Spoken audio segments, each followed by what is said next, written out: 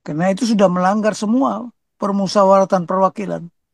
Jadi kita sudah mengkhianat kepada negara sendiri. Siapakah kita?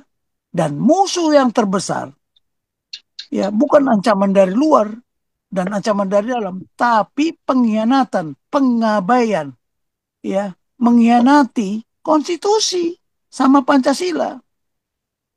Siapa yang mengkhianati itu? Ya tanya aja Gus Dur. Gus Dur kan tahu. Siapa yang mengkudeta dia? Loh, kutukan Gus Dur berjalan nggak? Berjalan juga. Karena dia orang baik. Ya, saya dikudeta. Ya, ikut aja. Kalau menurut mereka baik, buktikanlah. Ya kan, ada Sengkuni. Makanya kita melihat itu, ya nggak bisa kita melihat hanya sekedar saja. Oh, karena dia menjabat. Banyak macam-macam dibuat.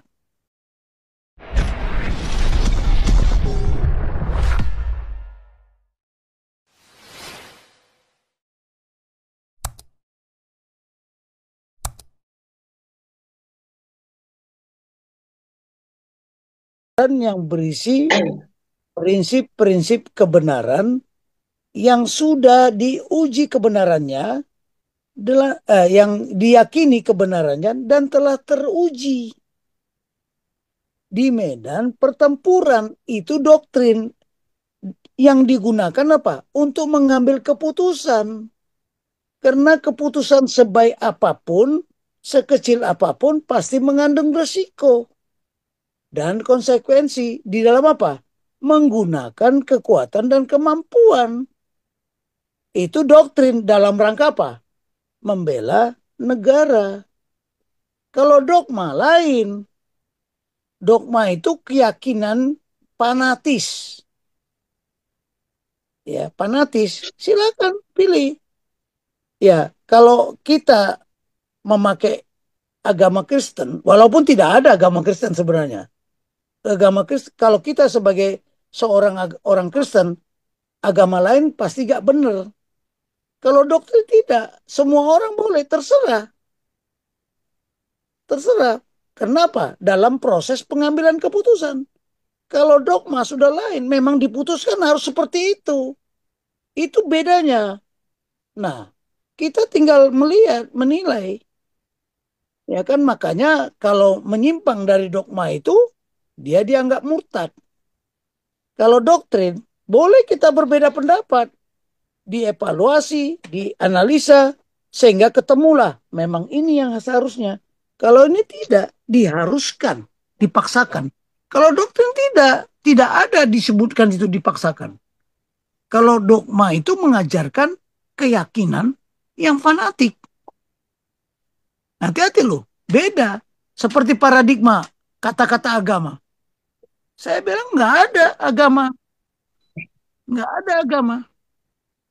Bagi orang Kristen tidak ada agama karena tidak ada Tuhan Yesus mengajarkan agama. Kamu harus beragama ini, tidak. Tapi kamu harus percaya. Oke, saya Nah, potong tulangnya, saya ngerti. iya. Tetap yang tadi tulang terangkan ini. Nah, saya mengerti makna yang tulang terangkan itu.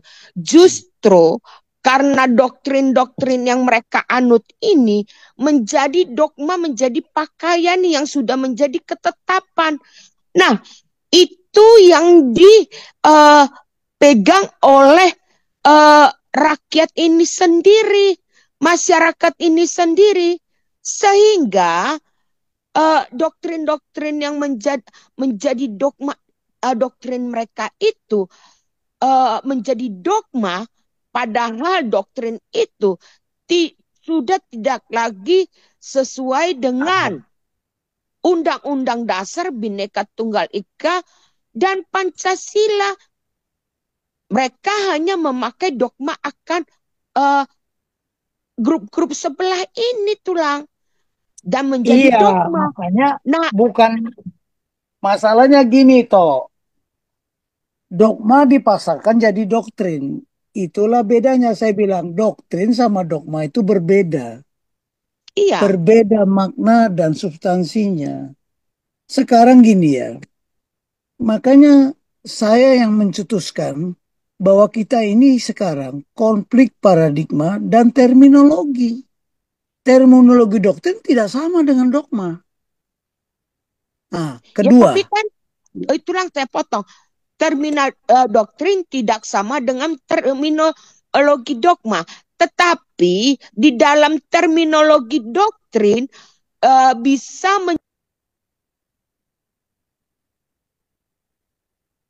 Lanjut, tulang, Ya, jelaskan lanjut, dulu. lanjut. Terlalu banyak Lanjut. dipotong, jangan terlalu banyak dipotong. Jadi oke. kita Gantian. penjelasannya kurang holistik. Jadi oke. Jadi saya beritahu ya, bapak-bapak, ibu-ibu, dogma tidak boleh berubah.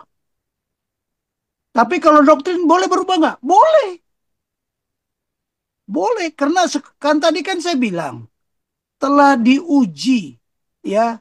Jadi doktrin itu saya ulangi sekali lagi. Ini saya tanpa konsep ini karena sudah melekat. Doktrin adalah pedoman yang berisi ajaran. Ya, pedoman ajaran yang diajarkan. Berisi apa? Prinsip-prinsip yang diyakini kebenarannya dan telah teruji. Setelah diuji di mana? Di medan pertempuran, di peperangan. Ini bicara doktrin ya. Nah, untuk apa? Untuk digunakan di dalam untuk melaksanakan proses pengambilan keputusan menggunakan kekuatan dan kemampuan ya dalam rangka tujuan tujuan politik negara. Sedangkan dogma, ini doktrin ini bisa berubah nggak? Berubah. Ketika perkembangan teknologi sudah semakin maju, doktrinnya pun juga berubah. Perang sekarang sudah berubah. Contoh ya, kalau dulu perang itu kalau kita menyerang, kekuatan kita harus tiga. Kalau musuh satu harus kita tiga. Kalau musuh dua kita harus enam kekuatannya. Sedangkan sekarang sudah kemajuan teknologi bisa aja satu banding satu. Kalau dulu tiga banding satu. Kenapa? Karena kemajuan teknologi, ya, Norman Schwarzkopf merebut Kuwait itu tidak tiga banding satu. Karena ada teknologi itu. Ya kalau dulu memang, itu berubah nggak? Berubah. Itu doktrin. Kalau dogma nggak. Dogma tidak bisa berubah. Siapa yang bisa merubah isi Bible? Malah di situ ditekankan. Barang siapa yang merubah, ya, menambah atau mengurangi, terkutuk. Bahasa di kita Wahyu. Kalau kita tidak, doktrin itu boleh berubah. Makanya doktrin jangan di apa namanya berdasarkan undang-undang. Tidak ada. Tapi Indonesia kan sudah ngarang. Dibikinnya operasi militer, perang, dan operasi selain perang diatur di undang-undang. Itu salah. Nggak ada. Karena berubah. Doktrin berubah. Setiap saat bisa berubah. Setiap saat berubah. Dulu coba contohnya. Perang dulu, mana ada, belum ada angkatan udara. Belum ada angkatan laut. Di darat. Berkembang ke laut. Berkembang ke udara. Berkembang sekarang ke space. Berubah nggak? Berubah. Kalau dogma, dari kitab Kejadian sampai Wahyu tidak bisa dirubah. Sama juga dengan Al-Quran. Sama juga dengan Bhagavad Gita. Sama juga dengan Tripika. Nggak bisa. Itu bedanya doktrin dengan dogma. Mohon maaf ya, saya pengajar doktrin. Bahkan menciptakan doktrin TNI. Karena kacau balau TNI ini sudah. Ya, jadi mohon maaf, itu bedanya. Kalau dogma tidak harus seperti itu. Kita tidak berubah semua doktrin. Tapi kan sudah kesepakatan. Konstitusi itu doktrin. Doktrin. Doktrin, bukan dogma. Tapi ada kesepakatan. Pertama, tidak boleh merubah pembukaan Undang-Undang Dasar 45. Yang kedua, tidak boleh merubah Negara Kesatuan Republik Indonesia menjadi federasi apa dan sebagainya. Yang ketiga, ya, sistem presidensial masih tetap berlaku. Yang keempat, kalau mau merubah hanya adendum, tambahan. Tapi ini tidak. Batang tubuh, pembukaan batang tubuh, sama penjelasan semua udah dirubah. 90%. Berapa orang yang menganalisa itu? Ah, kan kita kan sudah merubah pembukaan dulu udah disepakati. Berarti merubah negara. Kan benar kejadian sekarang ini. Itu doktrin, bukan dogma. Tapi ada kesepakatan mana yang boleh dirubah, mana yang enggak. Sekarang undang-undang dasar kita itu pembukaan udah dirubah dengan 3 macam itu. Sekarang batang tubuh 90% pasal-pasalnya udah dirubah semua. Ada yang masih tetap, ada. Tapi banyak yang diganti, banyak yang ditambah. Ada yang ditambah, ada diganti, ada yang masih tetap. Selanjutnya apa? Penjelasan dibuang semua. Saya kemarin bilang, bagaimana generasi berikutnya yang ada saja mereka belum paham, apalagi kalau tidak ada penjelasan. Sementara yang mau dituntut nanti, yang membuat itu sudah pada mati. Sama siapa kalian menuntut? Itu. Jadi bukan kedaulatan rakyat lagi, sudah kedaulatan partai. Sudah kedaulatan mayoritas. Mayoritas partai yang berkuasa. Lihat aja sekarang pilkada ini. Bukti itu nyata. Tapi ada juga yang nanya sama saya. Ya saya jawab. Nah itulah perubahan itu. Jadi kita jangan dengan serta-merta menyamakan mana doktrin, mana dogma. Lah kalau doktrin dikungkung sama undang-undang, ya harus berdasarkan undang-undang. Ya doktrin kita nggak berkembang, mati. Nah, contohnya di Undang-Undang TNI diatur operasi perang dan operasi militer perang. Itu dulu copy paste dari Amerika. Amerika sudah nggak menggunakan itu. Jenderalnya protes. Tidak bisa dipisahkan operasi militer perang dan operasi sedang perang. Nggak bisa. Jadi sudah nggak ada lagi dikembangkan di sana. Indonesia masih. Karena dibuat undang-undang. Kalau di Amerika tidak ada doktrin berdasarkan undang-undang. Saya marah besar itu sama adik-adik itu. Apa kalian bikin doktrin kok berdasarkan undang-undang? Apa saya ajarin sama kalian itu begitu? Tidak. Bukan berdasarkan undang-undang. Kenapa? Definisinya tidak ada berdasarkan undang. Diyakini kebenarannya, ya, dan telah teruji kebenarannya. Telah teruji di medan pertempuran, bukan diuji oleh undang-undang dasar. Karena anggota DPR kita ini goblok-goblok semua, tidak belajar apa itu doktrin, ya kita mau bilang apa? Sangkin bodohnya. Saya enaknya aja, ini makanya perlu revolusi sebenarnya. Dan sebentar lagi pasti akan terjadi seperti itu. Ya, pasti akan terjadi. Ya kan? Pasti akan terjadi. Ya udahlah, itulah gambarannya. Jadi bukan berdasarkan undang-undang. Sekarang semua undang-undang. Dikit-dikit legalitasnya mana? Ngapain? Bukan legalitasnya gitu. Sekarang, dulu kita berperang udah ada undang-undang nggak? Enggak. Saya bilang satu bukti bahwa kita berperang dulu, ya, tanpa undang-undang. Doktrin Kamrata. Dulu ada undang-undangnya. Undang-undang. Nggak ada. Kita berperang belum ada Indonesia. Belum ada DPR. Karena itu diyakini kebenarannya. Dan diuji kan. Kita bisa menang dengan Kamrata. Makanya dijadikan doktrin. Harusnya undang-undang memperkuat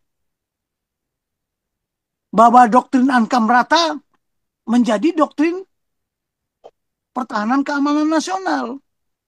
Nah itu tidak ada. Bukan mengatur doktrin dari mana. Tanya aja tentara di seluruh dunia ini nggak ada undang-undang mengatur doktrin. Ya, nggak ada. Nah ini salah kaprah. Salah kaprah memaknai substansi Pancasila, konstitusi, dan sekali semuanya. Nah sekarang kalau kita lihat konstitusi itu ada pembukaan. Pembukaan itulah konsep strateginya. batang tubuhnya adalah bagaimana melaksanakan konsep strategi itu. Ide lah. Jadi kalau pembukaan itu ide dan filosofi. Batang tubuhnya merupakan konsep pelaksanaannya. Ya, itu kalau penjelasannya adalah bagaimana menjelaskan konsepnya itu dan pembukaannya. Ini sudah memang ini rencana. Kenapa? Saya katakan ya di dalam tulisan saya nanti bahwa amandemen 1, 2, 3, dan keempat adalah bukan mengamandemen, tapi mengganti Undang-Undang Dasar 45. Dengan mengganti Undang-Undang Dasar 45, resikonya bangsa ini sudah mengabaikan Pancasila sebagai filosofi Groundslah, sebagai grand norma, ground weight, dan sebagainya. Jadi ini udah masalah besar. Negara ini sudah melaksanakan inkonstitusional. Yang kedua, sudah terjadi darurat konstitusi karena sudah dikudeta.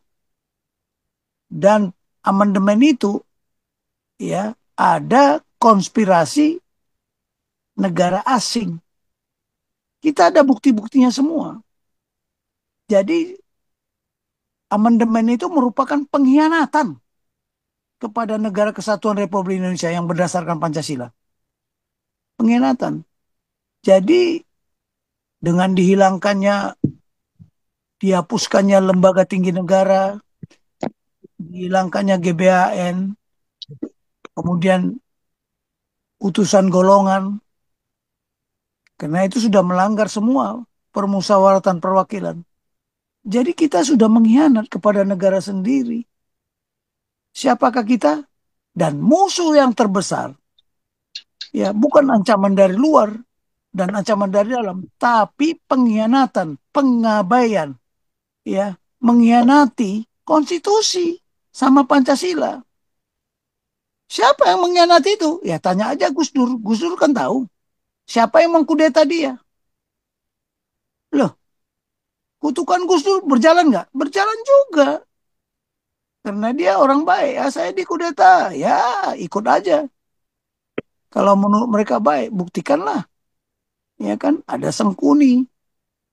Makanya kita melihat itu, ya nggak bisa kita melihat hanya sekedar saja. Oh karena dia menjabat. Banyak macam-macam dibuat. Ada 4 pilar. Kemarin saya marah.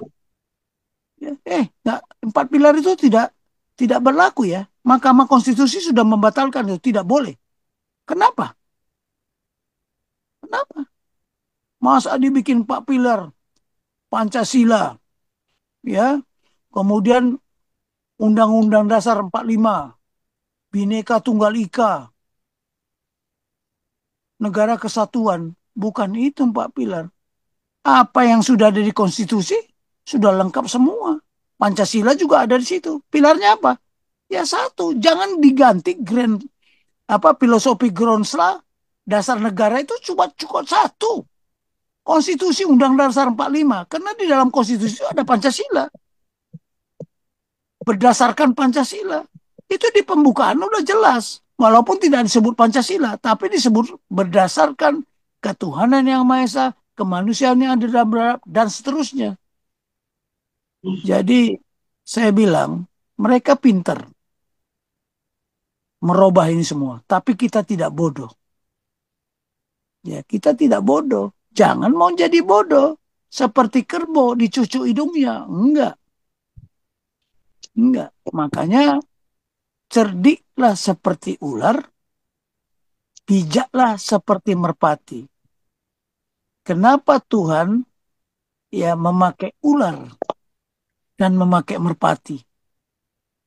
Tapi di atasnya ada serigala, ada domba. Aku mengutus engkau ke tengah-tengah serigala. Aku mengutuskan domba-dombaku ke tengah-tengah serigala. Jadi ada 4 binatang di sana. Serigala, domba, ular, dan merpati. Kalau teksnya saja, oh semua orang tahu. Tapi saya tanya, maknanya apa? Maknanya apa? Nah, kalau seorang gembala tidak paham makna dan substansinya, ya percuma menyampaikan itu. Jemaat ditanya, pasti nggak tahu. Coba, apa artinya? Cerdik seperti ular, bijak seperti merpati. Cerdik seperti ular supaya kalian jadi licik. Ya, bukan. Coba saya tanyalah, siapa yang bisa memberikan penjelasan di ruangan ini? Di Zoom ini? Nggak ngerti. Walaupun sudah bau tanah. Dianalisa lah. Kenapa Tuhan ngomong begini? Kamu kuutus, ya domba-dombaku, ke tengah-tengah serigala. Kenapa mesti serigala? Kalau domba kita jelas. Ya, kenapa harus ke tengah-tengah serigala? Kemudian Tuhan ngomong lagi, cerdiklah, hendaklah kamu cerdik seperti ular. Loh, saya harus licik. Bukan itu. Karena ular itu selalu waspada. Kepalanya pasti ke depan. Kita harus seperti itu. Waspada, arti kita akan diterkam serigala. Kalau tidak waspada. Bijak seperti merpati. Tulus. Jangan belak-belok. Sedikit aja pengaruh, ikut. Mati. Tahu nggak? Itu maknanya. Semua jemaat tahu. Nggak tahu. Orang pendetanya nggak tahu, bagaimana jemaatnya tahu? Banyak yang tidak paham. Setiap hari. Kemarin saya diminta khotbah. Oke, saya diminta khotbah, saya harus layani. Perkenalan pertama, Pak. Saya bukan pendeta ya. Jangan Bapak kira saya pendeta. Tidak. Saya PDKT. Apa itu Pak Tobing? Pelayan dari kerajaan Tuhan. Nah, kerajaan Tuhan itu punya apa? Punya warga negara. Ya kalian inilah pendeta warga negara kerajaan Tuhan. Nah, benar nggak kalian warga negara kerajaan Tuhan? Ya karena kalian minta, ya saya melayani. Itu PDKT. Saya bilang, taruh di depannya PDKT, jangan PDT. Saya bilang. Karena PDT nggak ada di Bible. Di mana? Coba tunjukkan sama saya. Ada nggak? Kalau PDKT ada, pelayan. Tuhan Yesus itu datang jadi pelayan. Melayani. Ini Pak Tobing ada yang resign Pak Tobing. Oke, jadi itu dulu ya. Jadi saya mengembangkan semua. Karena saya punya keyakinan. Iman percaya saya. Saya bukan beragama Kristen. Oke, siapa yang mau tanya, Resen? Tapi besok tak apa lagi ya? Nanti karena saya malam ini kan sudah menyampaikan. Apalagi pertanyaan? Silakanlah.